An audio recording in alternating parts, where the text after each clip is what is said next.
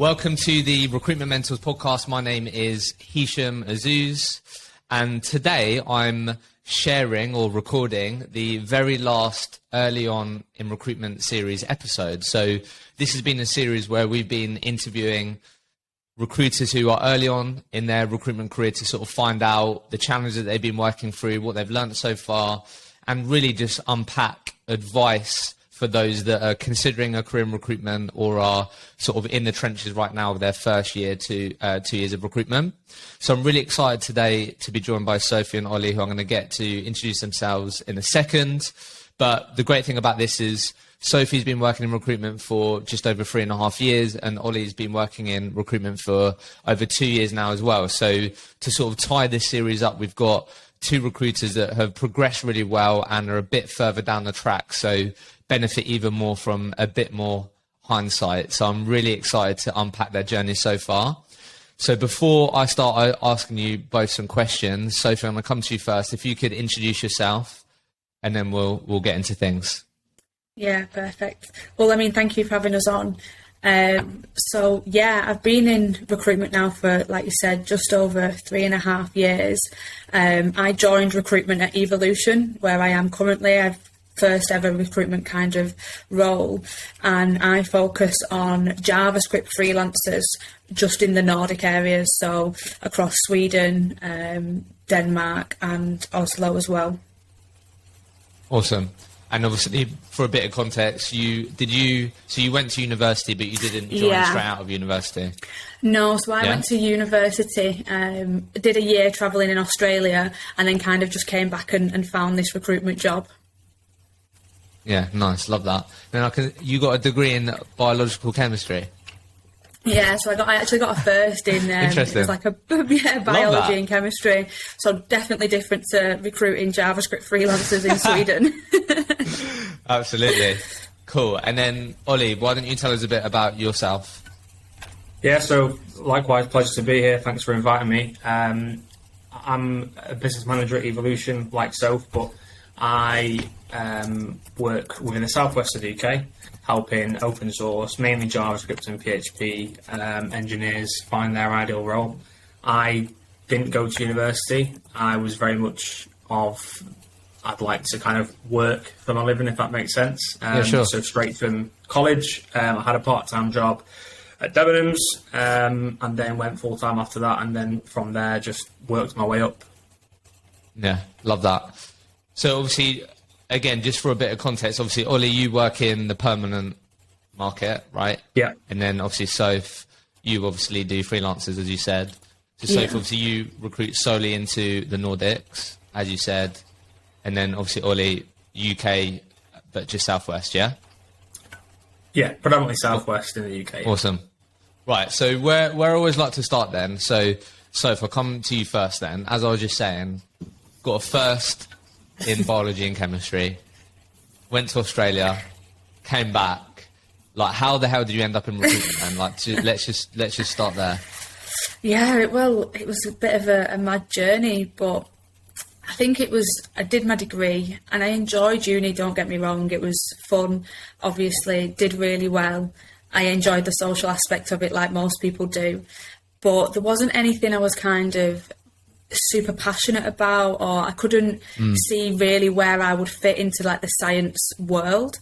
And at the time, one of my friends was going to Australia, so I went with her and I thought, you know what, I'll come back, I'll kind of get rid of my responsibilities for a year, like let's just run away from them. Sure, and then I'll come back and decide and see what happens. So then I came back just before Christmas, and really I just wanted a job where I could earn some money, get my savings back up, because I'd blown it all in this 1 year in Australia. And then I got approached by an internal recruiter here at Evolution, and then it just went from there. I interviewed, loved it, kind of loved what the company were about. And to be honest, I didn't even know what recruitment was. Like, I never thought about it before. Did you not come across it in Australia? It's obviously quite common. Yeah, a little bit, but to be honest, I was more doing like the backpacking side of things and like just partying. It wasn't really like proper adults with careers that I was really coming in contact with. Yeah, fair enough. But yeah, so then I interviewed here, started, I think I started the middle of January. So it was quite a fast process in terms of getting back to the UK and then starting with Evolution. So yeah, it was definitely quite a typical story of like accidents, like finding it, like okay. And then what about you, Ollie? Then obviously you took a bit of a similar route to me. Really, I had no idea what I wanted to do, so I didn't fancy going to uni and getting into debt. And if I'm honest, probably didn't have the grades either. If I'm honest, like I found college difficult. So I guess I then found like sales, and I was like, oh, you know what? I actually didn't even know sales was a career option. Really enjoyed that. But like, how obviously you worked at Enterprise Rent a Car, like moved your way up in that company before you then got into recruitment. So tell us a bit about how you got into recruitment, because it's a slightly different journey. Yeah, so like I said before, I always liked the thought of working full time as opposed to going back into education after college. So I enjoyed sales. I enjoyed working with customers and that side of things. I really flourished when I had the opportunity to work my way up and progress up the ladder. I didn't necessarily choose to go into recruitment. Again, Enterprise worked my way up from the trainee management side, learn everything about a business aspects and that way. But when you get in sales, I found that at Debenhams, it happened at Enterprise, you get to a point where you're stuck because you've got to wait for someone to kind of move out. Either that's get promoted or they leave the company or what have you. I got approached by one of the internal recs here at Evolution. I thought an interview. I could have gone in a couple of directions. Like I could have stayed in rental. I could have stayed in sales, like a business manager, development manager sort of thing. But I thought I'd see how it goes. I got totally grilled by Andy Brack, the MD here. He was really passionate within the interview about what makes a good recruiter and the resilience that's needed. And I wanted to kind of prove to him that I had what it took. And I always wanted that role where I can kind of make what I want out of it, depending on how much effort you put in. Yeah, I think that really is one of the great things. Like I remember when I got my first sales job, which was it was like in a call centre, so you could get commission and stuff. Before that, I just did similar things to you, Ollie, where I think I worked at the Range for a bit, B&Q, did some Domino's delivery, like just anything really. And then when I got in a sales job, I was like, I can actually be rewarded for the hard work that I put in over someone that could turn up, do the same job, but like half-ass it. Do you know what I mean? So that's the thing. I was like, why would I be in a job where, two people could be sitting next to each other, you get paid the same if one person puts more work in the other? And I was like, sales can obviously provide that space. So I love that. So I guess... Sorry, go on. Sorry. Yeah. It wasn't just that as well. It was the fact that I had the motivation at home. Now 3, but back then 2 kids. And then this is I didn't get myself in debt because university, I didn't have university to go to, but we got ourselves in debt, mainly me, just off stupid mistakes. So there was it's like that advert with the headache. It's like that thing in the back of your mind that you need to do something about it. And this seemed the best opportunity to kind of clear your debt by working hard. With no limits. The only limit is yourself. Exactly. I love that. So Sophie, back to you then. So obviously been in recruitment for a little while now. So I guess the question that I'd like to ask is, obviously we're talking a bit about how you got into it, but what skills or experience would you say, Soph, has recruitment given you that you least expected? Would you say? Yeah, I think it sounds really cheesy, but I think it's made me really learn more about myself and who I am as a person. Now I'm just so much more willing to kind of step outside my comfort zone, do things that you've not done before and try new things. Little things like we run a podcast series ourselves, and one of my aims next year is to kind of go and actually host a talk, like a live event across the Nordics. Now, Sophie 4 years ago would have absolutely died at the thought of that. No way would she even consider that. I think it's really learning about yourself and learning how much you can do, even if it's something you're not comfortable with. I love that. And how... Again, just curious, how has that shown up? Has that shown up anywhere in your personal life as well? Out of interest. Yeah, definitely. I think it makes you more confident, and you just you can achieve whatever you want to, both in work and outside of work. And I think it shows that you can, whenever you put your mind to it, all it is a bit of hard work. And if you stay on track and you keep within your aims, you're going to achieve it. And I've seen that outside of work. So yeah, it's definitely helped me on both playing fields, really. Yeah, and that's been really common, which is why I wanted to, so I love that. I think that's such a great thing that sometimes it may not be like sold in the typical like recruitment interview. Do you know what I mean? That you are going to be out of your comfort zone, and this is, you could become an even more confident person, or it could help you gain more confidence. So I love that. And then what about you then, Ollie? What do you feel like you've experienced or skills that you've gained maybe that you least expected? Obviously you knew you wanted to get into it to clear debts and everything, but what else?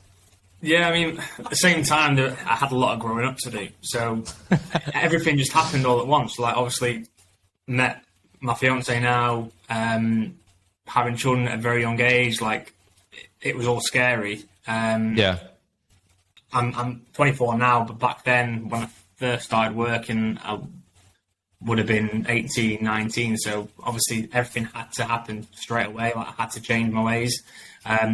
Recruitment has given me a couple of things, really. So one, that how business operates. So, I'm learning each day. Like, I'm still learning how different businesses operate in terms of the ones that I recruit for, different sectors, interesting sectors, that is, as well. Patience, to begin with. I had little to no patience, and that's because I was just so eager to impress and earn commission, which often let affect the relationships I was trying to build. And then also relationship building. So I enjoy speaking with people. I enjoy working with people. Obviously, depends on the client, but you could be dealing with anyone from HR, tech team to owner in the permanent side of things. I need to adapt my style to different people, really.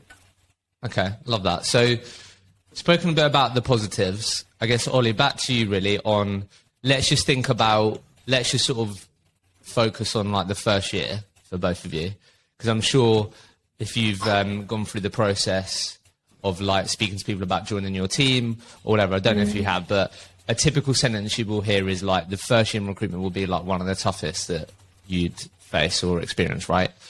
So I guess, Ollie, back to you then, like so you mentioned patience there, but what other sort of challenges sort of really came up for you in that first year that you had to really work on in overcoming? So this might be live and exclusive to this podcast, Hisham, but I was very scared to say no to clients and candidates. Coming from a customer service background, it had to be yes to everything. Customer's always right. That exactly. Sort of sentence you had, Absolutely. It led to me working poorly qualified jobs with little commitment. And then it actually led me to serve notice due to doubting my own self. Back in my 4th month of Evolution, which obviously was my first job in recruitment. So why did you do that? Why you came to a point where it's like, you know what, maybe this isn't for me, or I'm prepared to quit. Like, what was there, like a lead domino at all? I don't know. A number of factors, really. So obviously, back then it was 5 days a week in the office. There was obviously a cost element to come into the office. Obviously, being in debt as well, that was the huge pressure on my mind that was kind of stopping me from it wasn't stopping me from working hard, because obviously that's why I wanted to get into the job. But there was obviously that doubt in my mind that I can't afford to live here, and I obviously got kids to look after. I was doubting myself whether this job was the right move for me, just because of everything was just seemed to be dropping off. Like, I started off well. I think I placed my first candidate, who's still going strong, in my first month, and then had a couple of things come on, and then they all dropped. And it's like if you add up your potentials and then they don't come in, it's like, that's heavy, that. So I learned from there never to do that again.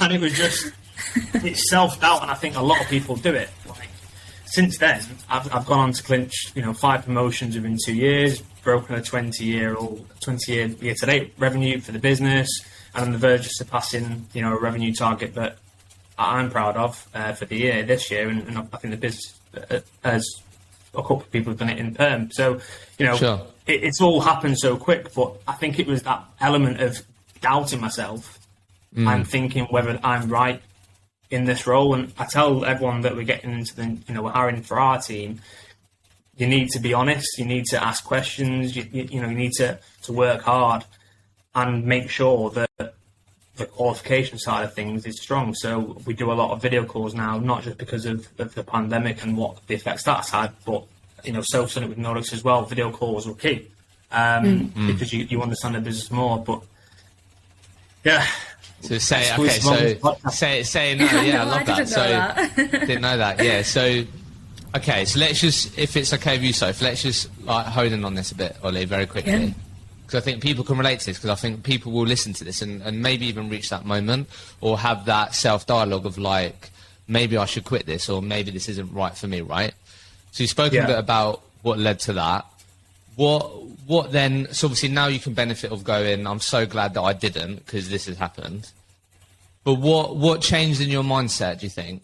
How did you, obviously when you stayed and you decided to stay, I don't know, what do you think changed? Actually seeing the work that I was doing, like having the one-to-ones with my line manager James, and actually seeing the work that I'm doing isn't actually as bad as I think it is, because I wasn't achieving the results there and then. It was making me feel as though I wasn't doing well. Right. If that makes sense. Yeah, that makes sense. And then not just seeing the here and now what was happening, it's what is available in the future. If I work hard now and work harder than anyone else, I can actually achieve a lot. And what I tell new starters now is you need to be prepared to put the effort in. Like, I think you mentioned it before, so sometimes recruitment can be kind of missold in a way that, it isn't a 9-to-5 job, it isn't glamorous. You need to work hard. Don't be fooled by that. It's fast paced, it's hard working, it requires you to stand on your own feet.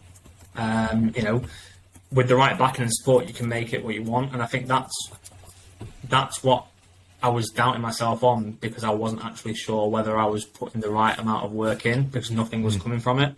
And that came from the kind of work that I was doing. So the poor qualification, that was the one thing that I changed. It was the video calls. And from then on, it kind of stemmed. Completely changed, yeah. So, yeah, okay. Got it. Because I think, and then just to tie this up, Sophie, and I'll come to you, but I guess what's quite common, I think, and I couldn't agree more, is like when you're in the trenches, like you were, it's hard to see like what could be around the corner. Do you know what I mean? Like you might have senior people like James go, look, Ollie, keep doing what you're doing, it'll pay off. But you're like, yeah, it's easy for you to say that. You build 30 grand this month or whatever. Do you know what I mean? But it can be really hard to see that the work you're putting in today can really benefit you and show up in 3-4 months' time. And I'm sure that's probably even more so in your world, Sophie, in contract. But like, I guess just to tie this up then, advice for someone that may be struggling to see out of the trees or get their head above the water to see what the sort of hard work they're putting in now could benefit them. What advice would you give them, do you think, to help them better see what they could be achieving or where they could be in another 3 months' time? That's you, Ollie, by the way. Speak to people. Speak to people. Get them to map out what they think you're doing right and what you could be improving on. I think one thing that I can say about Evolution here, and I'm pretty certain Sophie will agree, is the people here are genuine people. And the training, we've got an Invest in People Platinum. It's the world-class training here. So without that, I don't think people, well, saying that is probably a bit harsh on certain people, but I don't think people succeed without that. Do you know what I mean? Like, it's really good. Don't suffer in silence. Don't, talk about it. Yeah. Absolutely. You've got to speak to people. Yeah, I love that. So, Soph, over to you then. So thinking about, I know this might all seem a bit of a blur now, let alone the last 18 months, 2 years, but like thinking about that first year, obviously your world is contract, freelance, and did you do Nordics from day one? Did you go into... Okay, always cool. done what I'm doing now. Yeah. So what were some of the biggest challenges that showed up for you then, that you had to really work through and overcome in? Yeah, I'd say it's quite similar, but more so kind of finding where to spend your time, because it's so easy to be so busy in this job, but not Yeah. actually busy with the right things. So I think respecting your own time is so important, and it kind of ties in with what Ollie said about qualifying jobs, qualifying candidates. And for me now, I'll only work with clients and candidates that can give me the commitment that I can then give to them, because that's the only way it's going to work out for the best. But I'd also say kind of the first year, especially with it being contract, is building the book and seeing the money in return when it'll take you 6 to 12 months to build your book up. But you've got to graft so much in that 6 to 12 months for little return until you start getting your runners adding up and you start building your book. And it's the constant thought of, like you said, I'm going to do this for the future me, for the Sophie in 6 to 12 months time, because it isn't you have a runner start and then you get the money the next month. It can be quite a long process to build up the commission. So you've got to have that in your mind, because it can be so easy to think, well, what am I doing? Like, why am I doing this? Yeah, absolutely. So just because I think a lot of people benefit right now, and I think you've both mentioned it and how sort of pivotal it's been. Just to frame this up, and Sophie, I'll come to you basically to talk a bit more about this client commitment piece. Because speaking to a lot of recruiters at the moment who, like, a sort of typical sentence I might hear is like, I've got live jobs coming out of my ears, right? That might be like a typical sentence I might hear at the moment. A lot of people hiring, and I think right now, quite a few people could be prone to like being busy fools and like spending time in places that may not give them what they're hoping for in terms of opportunity to place people, work with the right people, all that. So I guess could we just have a bit of a focus on, like, when you say client commitment, what, like, just to have a bit of a deeper dive into that, because I think that would be really helpful for people right now. And as you said, both of you said, it's quite pivotal when early on that you actually started to work or get more commitment from clients and value your time. So I guess, Soph, how have, like, for you now, when you say client commitment, what are like the non-negotiables for you when it comes to a client work, or you partner with a client? Like, what do you need on their side? What things do you look for? What questions do you ask to make sure you're then spending time and partnering with the right clients? Yeah, if it's a client that you want to work with that maybe hasn't got a live job, we always aim for like monthly calls, like monthly video calls, everything done on video, just to keep in the loop, to make sure that they respect your time and that they know that when there is a live job coming, you've had so many chats with them over the past however many months that you know each other. But I'd say with the live jobs, which is definitely common, there's so many jobs at the minute, kind of having a weekly call booked in to catch up on, these are the CVs, or these are the candidates I've found, or these are my challenges. Getting interview slots from the first call that they say they need a job. So making sure that you've got the interviews booked in for you to then go and fill. Feedback calls as well, that's important. So once you've had the interviews, making sure that manager's going to dedicate 15-20 minutes to feedback on them interviews with yourself. I think all these things are really important, and they're so difficult to get once you've qualified the job and then you go away and you do all the candidate work and all the resourcing. It can be very easy to let the ball drop, and then you kind of stuck wasting hours with no commitment from the client side of what you're going to do with all this information now. Yeah, there's nothing worse than like, taking that job, buzz in, got a new job in, start getting to work. Like you said, you don't have any time in the diary with that client. If it's feedback, if it's interview slots or whatever, you didn't get commitment on the other side. And you then call them, I don't know, maybe 10 days later because it took you that long to get some CVs, shortlist, and then they go, sorry, Soph, but we've actually moved the goalpost slightly. We're now looking for this or whatever. And you're like, fuck's sake, right? Yeah. So, okay, so very quickly on this, because I think this is really practical and useful for people. So, out of interest, there's monthly calls. I've heard Chris talk about this before. Like, just talk to me very high level, like, why would I book in a monthly call with you? Like, why? Like, what are we going to talk about? Yeah. So one of the big things we do is our own podcast series.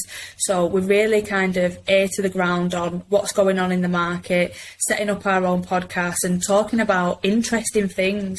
So that's a good one that we like to lead with is these are the topics we've discussed recently. Have a listen. What are you interested in? Let's get you on a podcast. But also because we do know so many companies across the Nordics that we get on to the podcasts. We can share information like remote onboarding or things like this that have happened that maybe could be a pain point for some of the clients. We've got so much industry knowledge from other companies, whether it be competitors or completely different companies from different industries. So it's more about sharing that information and sharing that knowledge to kind of add a value and for them to say, do you know what, I came off that call with Sophie and I've learned this or I've done this or we had a really good chat and I'm going to implement this. So it's like constantly adding value and adding a service, really. I love that. And then the other point before, Ollie, I sort of learn a bit more about your experience is, so let's just, you know, all those things that you, so basically what we're trying to get is a client to commit time to you or agree on time slots and these types of things. So like obviously a red flag, I'm assuming, would be if you suggest, hey, what's typically worked with other clients is we book in interview slots. This is how we work on feedback, blah, blah, blah. And they go, sorry, so if I'm really busy, I'm not going to be able to do that. I guess what's your advice for recruiters that maybe getting that to go, well, I guess you've got to then get good at saying no, right? Or you've got to get good at going, hey, look, this is how I work. Otherwise, I'm not going to be able to deliver your service. Like what advice would you give if people aren't able, like clients aren't willing to give you that out of interest? Like what would you encourage people to say or advice? Yeah, I think it depends on the situation. Sure. I think you've always got to think of like win-win, like how can you come to a resolution that fits both? If it is the case of hiring managers not having any time, try and think of a solution of, okay, what about a phone call? What about a call in the morning when you're on your way to work? Or what about on lunch? Like anything you can think to kind of solve their problem of not having enough time as well. But if it is a case where you are trying, you're suggesting things, but you're not getting the commitment, it's hard to say no. It really is difficult, but sometimes it's better than wasting your time.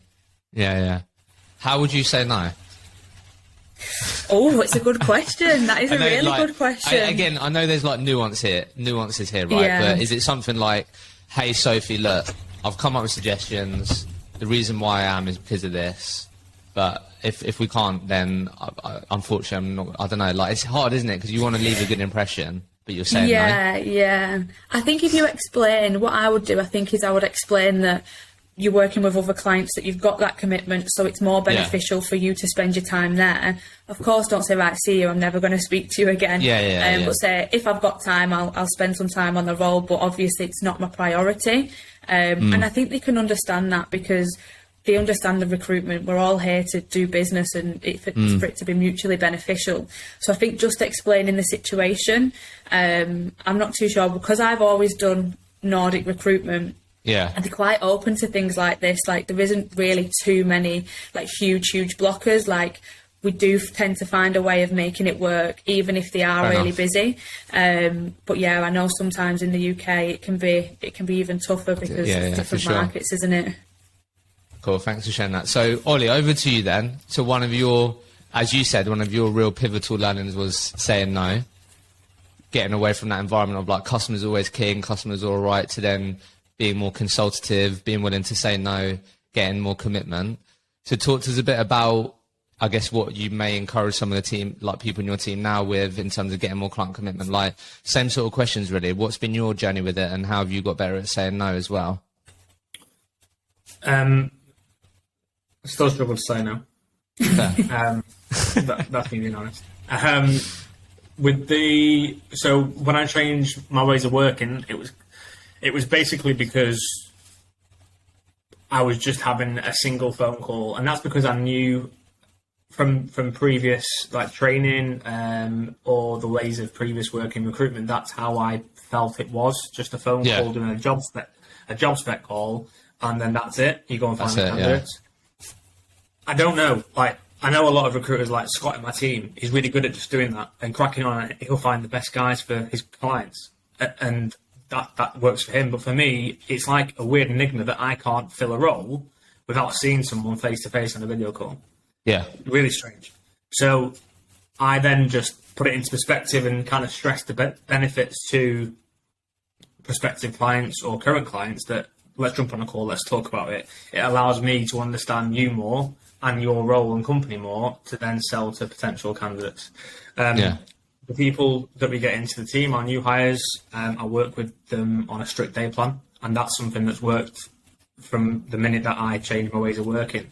A strict day plan being that when you mentioned when there's loads of roles going on and where do you turn to avoid going in a dark hole, your day plan then allows you to kind of structure your day in a way that you get everything done and you work your priority jobs, but you're also doing the most important thing that I think, and so will also think, it's business development to allow your pipeline to then, help you in 2-3 months' time. Because I see recruitment as your own business, because you basically are your own desk. You are what you make of it. You're in control of what you want to do. So you would never set up your business to fail. You'd never set up your business to 3 months down the line have nothing going on. So by doing a day plan will allow you to plan that for the months ahead. And that's how I've worked ever since. Okay, love that. So I know we went into a bit of a deep dive there, but I know that would be really valuable for people, because even people who are 2 years, 3 years in, like yourselves, it's a real challenge, sticking point at the moment. So the next thing then, Ollie, I'm going to come to you first on this. I think specific to both of you, like, obviously, let's just say we were to sort of sit in a typical interview of someone that was selling a recruitment job to someone, right? Like, no doubt within there, we'd be talking about, look, Sophie, you can join our company, you can progress, it's down to you, join as a trainee, look at Ollie over here who's done it in 2.5 years, like you'll get that, right? But obviously both of you have achieved that over different periods of time. So I guess what I just want to talk a bit about now is really, I guess, just unpacking maybe why you think you've been able to progress and you've been able to achieve those sort of milestones so far, that a lot of recruiters will join Evolution now and that's where they want to be. That's what they want to achieve as well. So I guess first you, Ollie, really, obviously over, the period that you've been there, nearly 2.5 years, you've gone from trainee to business manager. Like, why do you think, I don't know, maybe 1 to 3 things that come up for you as to like why you think you've been able to actually progress and achieve that, do you think? So I've shown commitment and hunger, partially due to, my home motivations that I've got back at home waiting for me. I'm prepared, whether this is the right or wrong mentality, but I'm prepared to make sacrifices at home to ensure that, future life is going to be better for them. And by that, I mean, working late, whether that's in the office, not so much, it's at home, and being prepared to just be switched on whenever I need to be. This isn't linked to like anyone else potentially. Well, it probably will because of the pandemic, but during the pandemic, one thing that I found was that Nick and Gareth, the owners of the business, they were very transparent, and they walked through the business and how they were operating, and if we did this, how we would achieve certain things, and if we didn't do this, what would we not achieve. Basically a P&L and what it was looking like, and that just spurred me on. And I think them being open and transparent made me want to work harder for them. Nice. And one thing that I remember in my first interview with Gareth, the owner, he said that we can give you everything. We can give you the tools, we can give you equipment, everything like that. But the one thing that we can't give you is the motivation and the work ethic. You need to do that yourself. And that's stuck with me ever since. Just working hard and being accountable for your own actions is something that will make you succeed. So, 3 things: commitment, hunger, and motivations. Yeah, just really, really dug deep. Okay. I think there's a couple things I want to ask you more about that, but that I love that. So what about you? Like, why do you think you've been able to progress, and advice for other people that want to progress or, continue I in think the right definitely, direction? like Ollie said, work hard. you have to sacrifice some of your personal life. You've got to stay late on a Friday if a job comes in, even if you've got plans. I think definitely putting the hours in and grafting is key. I'd also say trust the people around you. So my manager Chris, my director Matt, they've always been so supportive and kind of knew the best thing for me to do. So trusting in them and trusting the process that they've done and what the team they've built, that's really, really key. And then I'd also say play into your strengths. So I think for me, I'm like super organised, like crazy. But I think that's like a real strength within recruitment. Because it just allows you to kind of forward think and plan, and you're on top of things. So yeah, whatever your strength is, definitely play to that and focus on that rather than trying to constantly improve what you're not too good on. Let's focus on what you can do and what you are good at. Yeah, I love that. So on this, Sophie, I'm going to come back to you on this, right? So you both said, and look, this is personal, right? And I'm really, like, my view of this is like, it's completely personal to you and you make your own decisions, right? But like, I think it's definitely quite common for particularly people who are early on in their recruitment career to like literally just absolutely work their socks off and like might find themselves just grinding themselves to a halt, basically. Do you know what I mean? So I guess, I don't know if either of you have experienced this, may have, may not have, but I guess any thoughts on like, at the same time, let's be mindful of, I don't know, what do you keep mindful of to make sure that you don't burn the wick at both ends? Do you know what I mean? Yeah, if you have been mindful. Yeah, it's to you. Like, I don't know if, any thoughts on that? Yeah, I've definitely experienced it, and do you know what? I can't notice it in myself. Like, I'm getting better at it, but for me, it's down to my manager Chris to be like, right, so come on, you're kind of working too hard, you're overworking, take a step back. Because you're so eager and like you said, you're so hungry for it. And in this job, there's never a stop. Like, there's never a day where you're like, I've done everything I could possibly do. More. Yeah, there's no end. So it's something I definitely struggle with. Most weekends I'll work if I've not got anything else better to do. So for me, it's definitely having someone around me who can be like, right, so calm it down. But also making sure you prioritise stuff outside of work. So a task I've done recently with my director is looking at your week and looking at where you've spent time, whether it be in work or with your family or with your friends. When you go back over the past few weeks, you can see that you've spoke to a family member maybe twice, and it's like, right, well, that's the balance is off there, isn't it? So you need to make sure that going forward, you're kind of booking time into your personal life as well, rather than just not having anything to do, so then you naturally fall back to working. Okay, cool. And I know this is super personal, right?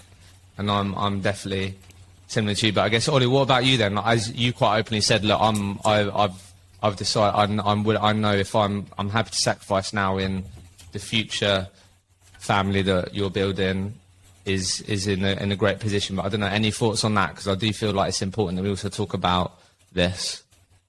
Yeah, I think it's definitely a key point. I mean, lots of people simply bring themselves to the role, with it being a new role, and almost expect people around them to show them exactly like what is needed each hour of each day. Those who are successful take on as much advice as possible and then go above and beyond without the need for kind of direction. I think, like, I've been told off by Gareth before, like, you know, being working past 10 o'clock, it's like, Ollie, what are you doing? You need to spend time with your family. Which for me, like, I've never had that before. Like, I've never had that sort of support and guidance from that high up. Coming down to my level, do you know what I mean? But I think, you know, at the same time, yes, I do give time to my family, and I probably do. If you kind of work it out, I'll probably give more to work. But evolution it might sound cheesy and cliche, but evolution is genuinely, and I mean genuinely, helped, you know, change the life of myself and my family. And I've had to make a lot of sacrifices at times, you know, as the role can be very demanding. But I know that the long term, the balance of family life will definitely improve and work in my favour. I think the advice there then, which I quite like, to be fair, is just be honest with someone in your team and go, look, as you know, I'm quite prone to work my absolute socks off or whatever. So if ever you think you need to pull me up or go, look, so have you thought about having a bit of a break or whatever, find those people in your business or your team. Yeah, definitely. So, no, I love that. So a couple of things then before we finish. I guess before I ask you the final questions I'd like to ask, I guess, Soph, back to you. I guess if we were to try and put together your experiences and what you've learned, I guess if I'm listening to this right now and I really want to have the best possible chance of finishing that first year in recruitment on a high, on a positive, I'm excited to go into my second year of recruitment, what 1 to 3 bits of advice would you give me, do you think? Yeah, I'd say definitely keep working hard, like think of the future. You don't know unless you try things. You don't know whether it's going to work, whether it's not. So just really biting the bullet and going for it and stepping outside your comfort zone. And I would say using the people around you. So what I quite liked was that when I came into this business, there was a number of top billers, there was a number of leaders that are so approachable that you can have a chat with, and everybody does it slightly differently. So I think kind of learning from everyone and taking bits of this person's success and how this person does it and just using the people around you, I'd say is definitely a smart way of doing it. Okay, love that. Ollie, same question to you. I think there's 2 things. So make use of the tools. So Evolution are a platinum investor in people. The training is literally world class. Make use of that. They put a lot of money into it. Make the most out of it. Yeah. I thought maybe not being a grad might have held me back, but it never has. The other thing is similar to Soph, is that you just need to be the hardest working person in the business. There's no exceptions. You need to work harder than that other person on desk 12 over there or desk 2 over there. And yeah, definitely take advice from the top billers, sit down with them. I've had a couple of chats with people when I first started of, how you do certain things, how do they overcome things, and it definitely helped. Yeah, okay. So I've got 2 more things before I both ask you the final question. So you both obviously mentioned a lot around working hard, work ethic, these things. So Ollie, first to you then, how do you set goals? I feel like you're going to be even more inclined to work hard if you know exactly what you're working hard for. Talk to us a bit about, I don't know, do you set goals? How do you think about your targets? I feel like the people that really get the most out of their work ethic are really clear and have clarity on like where they're going or what they're aiming for, just out of interest. So being in recruitment has made me realise that I'm actually quite good at chasing down targets. So okay. I think Evolution are really good at, and I presume every recruitment firm has it, but there's like internal leader boards and target boards, and that has made me target where I want to go to the next level, and the promotion structures in Evolution pinpoint where I want to go. Okay. And having an Excel document for me just to track my progress, and then I sit down with James and even Andy as well, the MD, to kind of pinpoint where's next. And the great thing about it is there's literally no ending. Yeah, cool. So I guess if you haven't got that, you need to be talking to someone in your team about having clarity on like what I need to be doing, where I need to be to get to business manager or whatever the job title is. So for you, it was having complete clarity on that, which meant it's really easy for you to really work hard because you know exactly. Yeah, there's complete clarity. Yeah, I love that. Okay. Yeah. So, what about you? Obviously, it's quite an organised person, you said. So, do you set goals? Talk to us a bit about how you think about goals and stuff. Yeah, definitely 100% agree with Ollie there. The promotion and literally that's what attracted me to this job is I know every minute of every day what I need to do to get to my next goal, to get to my next promotion. But I think aside from the promotions, even just like the basics of the job, so video calls with candidates, video calls with clients, literally writing them down in an Excel sheet or however you want to do it, and knowing that this is my goal for the week or this is my goal for the month. Let me hit that, let me exceed that. So that's something that I do. Like I have daily targets, weekly targets, monthly targets, and they're obviously on like the very, very basic level. I know hitting all of the basic targets is going to reach to my end goal of being successful and hitting my promotions and and doing well within the job, really. Okay, love that. So, before I ask you the final question, sorry, I know I've added a few more, but basically, Ollie, I have to ask you this. So, what I want from both of you, if you have anything to share, don't feel like you have to, but I want to find out from you, like, financial... Little fire alarm. If you could, let me just... Is that going off for you as well, Ollie? Wait, I'm going to... Is it, like, in your room, Ollie? No, I can't hear it. Yeah. I can hear it outside. I thought it was Cool, just my that's room. fine. I was like, what's We going can on? edit that bit out. But I want to say, what I'd love to get from both of you before I ask you the final question is, so first to you, Ollie, like, I'm personally, right, just to frame this up, I'm actually baffled that we don't get taught about finances in school. And like it just baffles me, right? So I've been on my own journey on like financial education, like just trying to learn exactly like just what I could be doing right now that could benefit my future self financially. Obviously, you've both spoken about hard work, hitting targets, getting promotions. With that, obviously money comes with that, right? I think sometimes, not that it's completely down to the employer, but I'd love to have more conversations with recruitment around just more sharing of like, or having conversations around, I wish I did this when I was earning that amount of money, or I don't know, just having a conversation around it. So I guess the question is, what final, I guess, any financial advice that you wish you had when you was younger? Or like when you're first starting out of interest, just curious. Don't spend on silly things. Fair. Nice and simple, yeah. Just, all right, cool. I'm happy with that. Don't Budgeting. Don't go crazy spending silly things. Budgeting. Yeah, 100%. Like when... Sorry, go on. Sorry. It's all right, I was going to say, when you're a young person, like forced to rent a house at 18, 19, rent prices, obviously this is my own doing, but having kids so young, like there's obviously a lot of outgoings, and the budgeting thing was, I never had that support as a kid. Yeah, nice. Sounds boring, but it's it helps, doesn't it? Like I've only started doing that in the last couple of months, actually budgeting, and it just helps. So, what about you? Any financial advice you wish you had a bit earlier, or maybe you had to learn the hard way? And we're not financial advisors here. We're just trying to have a bit of a conversation around money and what we do maybe differently. I don't know if I'm the best advocate for this, because I literally love spending money. I love that. I love the honesty. Advice. But no, I think I've got better.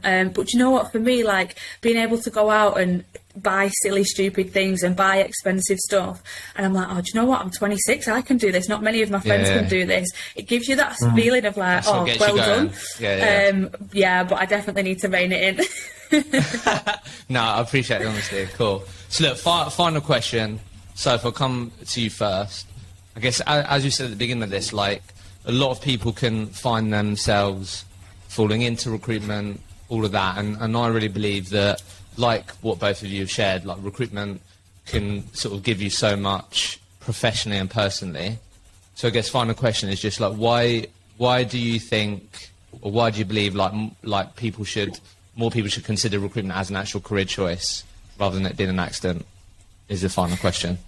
Yeah, I think aside from kind of the usuals that you hear, like the potential of earnings, the trips away, the incentives, I think the people you meet along the way are really, like they're like-minded, they're really hard-working, they're really outgoing. So the people that you will meet and that you will work with really make this job, and you'll learn from them and kind of make friends for life, really. So for me, it's definitely the people that you will come into contact with.